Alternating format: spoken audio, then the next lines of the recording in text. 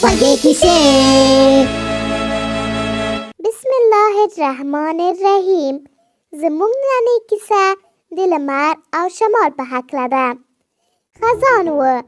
شمال او لمر له یو بل سره بحث کوه. شمال لاف وهلې او ویلې چې لمره زه له تا څخه قوي یمه.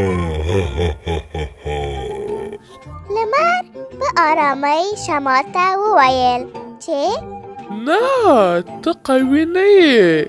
وروسته شمال یو سړی یې ولیده چې یو پټو یې په ځان اچولی و او له لارې څخه تېرېده. شمال وویل خیر راځه چې یو مسابقه ورکړو. هر چا چې پټو یې له هغې سړي څخه لرې کړ هماغه به د مسابقې ګټونکی وي. آیا منې؟ لمر وویل سمه ده زه له تا سره دا مسابقه کوم. اول ته شروع کړه. مسابقه شروع شوه. شمال د هغه سړي په خوا پوف کولو ته شروع وکړ تر څو د هغه پټو لرې کړي. هغه سړي د یخ احساس وکړ او پټو یې له خپل ځان څخه راتاو کړ. شمال نور هم په ډېر قدرت سره د هغه سړي په خوا پوف وکړ او هغه سړي نور هم کلک خپل ځان یې په پټو کې راتاو کړ.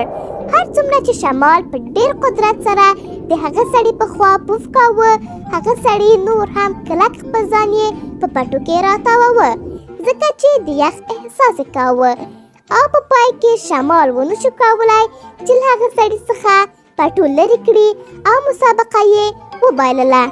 وروسته د شمال څخه د لمر نوبت راورسېده. لمر په آرامۍ سره د هغه سړي په خوا وخندل.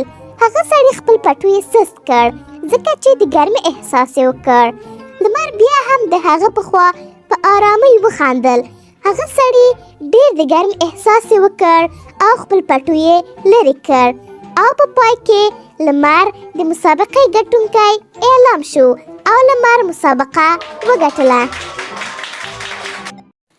د نورو ویډیوګانو لپاره زموږ چینل لایک، سبسکرایب او زنګوله ووهئ.